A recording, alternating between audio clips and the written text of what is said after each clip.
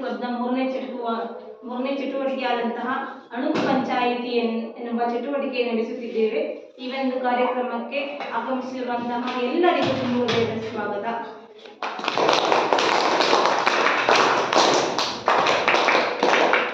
ಪಂಚಾಯಿತಿ ಅಭಿವೃದ್ಧಿ ಅಧಿಕಾರಿಯಾದಂತಹ ಚಂದ್ರಶೇಖರ್ ಅವರಿಗೂ ಕೂಡ ತುಂಬ ಹೃದಯದ ಸ್ವಾಗತ. ಹಾಗೆ ಪಂಚಾಯಿತಿ ಅಧ್ಯಕ್ಷರಾದಂತಹ ಶ್ರೀಮತಿ ಲೀಲಾ ಮೇಡಮ್ ಅವರಿಗೂ ಕೂಡ ತುಂಬ ಹೃದಯದ ಸ್ವಾಗತ. ಪಂಚಾಯಿತಿಯ ಉಪಾಧ್ಯಕ್ಷರಾದಂತಹ ಸಿಂಚನಾಳ್ ಅವರಿಗೂ ಕೂಡ ತುಂಬ ಹೃದಯದ ಆತ್ಮೀಯವಾದಂತಹ ಈ ಒಂದು ಅಣುಕು ಪಂಚಾಯಿತಿಯಲ್ಲಿ ನಿಮ್ಮ ಊರಿನ ಸಮಸ್ಯೆಗಳು ಏನೇನಿದ್ದಾವೆ ಆ ಸಮಸ್ಯೆಗಳನ್ನ ಕೇಳ್ಕೊಳ್ಳಿ. ಅದಕ್ಕೆ ಪರಿಹಾರವನ್ನ ನಮ್ಮ ಪಂಚಾಯಿತಿ ಅಭಿವೃದ್ಧಿ ಅಧಿಕಾರಿಗಳು, ಅಧ್ಯಕ್ಷರು ಹಾಗೂ ಉಪಾಧ್ಯಕ್ಷರು ಅದಕ್ಕೆ ಪರಿಹಾರವನ್ನ ಸೂಚಿಸುವಂತ ಕೆಲಸವನ್ನ ಮಾಡ್ತಾರೆ. ಸರಿನಾ?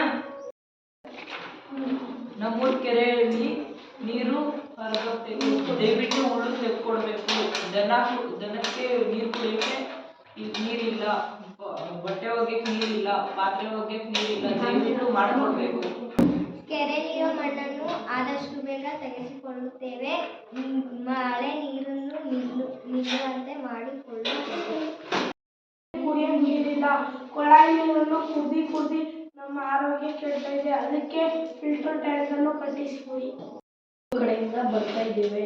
ನಿಮ್ಮ ಊರಿಗೂ ಒಂದು ಸಲ ಬಂದು ಫಿಲ್ಟರ್ ನೀರಿನ ಘಟಕವನ್ನು ಕಟ್ಟಿಸಿಕೊಡುತ್ತೇವೆ. ನಮ್ಮೂರಲ್ಲಿ ರಸ್ತೆ ಚೆನ್ನಾಗಿಲ್ಲ, ಎಲ್ಲ ಗುಂಡಿ ಎಲ್ಲ ಆಗ್ತಿದೆ, ಕಲ್ಲು ಮಣ್ಣು ರೋಡ್ ಇದೆ, ಗಾಡಿಗಳು ಓಡಾಡೋಕ್ಕೆ ಸಮಸ್ಯೆ ಆಗ್ತಾ ಇದೆ. ದಯವಿಟ್ಟು ಬೇಗ ಮಾಡಿಸ್ಕೊಡಿ. ನಾವು ಸ್ಕೂಲ್ ನಡ್ಕೊ ಬರುವಾಗೂ ತೊಂದರೆ ಬರ್ತಿದೆ, ಬೇಗ ಮಾಡಿಸ್ಕೊಡಿ. ಈಗ ಅನುದಾನ ಬಂದಿಲ್ಲ.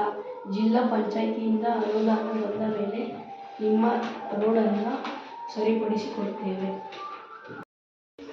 ಬೀದಿ ದೀಪಗಳು ಕೆಟ್ಟೋಗಿವೆ, ಕತ್ತಲೆಯಲ್ಲಿ ಓಡಾಡಕ್ಕಾಗುವುದಿಲ್ಲ, ನಾಯಿಗಳು ಬಗ್ಳುತ್ತಿವೆ, ನಡ್ಕೋಗಕ್ಕೂ ಆಗ್ತಾ ಇಲ್ಲ.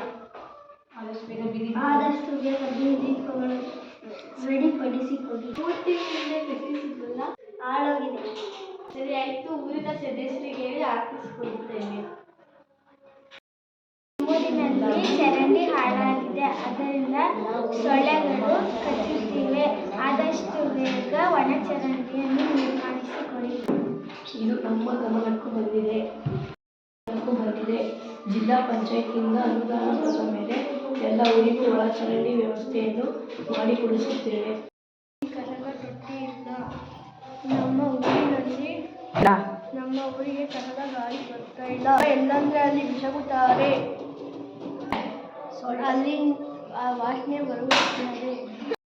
ಎಲ್ಲರೂ ಕಸದ ಗಾಳಿ ಬರ್ತಿದೆಯಲ್ಲ, ನಮ್ಮೂರಿಗೆ ಬರುತ್ತಾ ಇಲ್ಲ. ಆಯಿತು, ಕಸದ ಗಾಳಿಯನ್ನು ಹೇಳ್ತೀನಿ, ನಿಮ್ಮೂರಿಗೂ ಬರೋ ಥರ ಮಾಡ್ತೀನಿ. ಆದರೆ ಹಸಿ ಕಸ, ಒಣ ಕಸ ಬೇರೆ ಬೇರೆ ವಿಂಗಡಿಸಿ ಹಾಕಿ. ಜಿಲ್ಲಾ ಮತ್ತು ತಾಲೂಕು ಪಂಚಾಯಿತಿಯಿಂದ ಪ್ರತಿ ವರ್ಷ ಅನುದಾನಗಳು ಬರ್ತಾನೆ ಇವೆ. ಆದರೂ ಕೂಡ ನಮ್ಮ ಊರಿನ ಸಮಸ್ಯೆ ಬಗೆಹರಿತಾ ಇಲ್ಲ. ನಮ್ಮ ಊರಿನ ಅಭಿವೃದ್ಧಿ ಆಗ್ತಿಲ್ಲ. ಯಾಕೆ? PDO ನಂತರ ನಾನಲ್ಲ. ಅನುದಾನ ಬಂದ ತಕ್ಷಣ ನಿಮ್ಮ ಸಮಸ್ಯೆಗಳನ್ನು ಪರಿಹಾರ ಮಾಡ್ತೇನೆ, ಊರಿನ ಅಭಿವೃದ್ಧಿ ಮಾಡ್ತೇನೆ. ಅನುದಾನ ದುಡ್ಡನ್ನು ನನ್ನ ಸ್ವಂತಕ್ಕೆ ಬಳಸಲ್ಲ.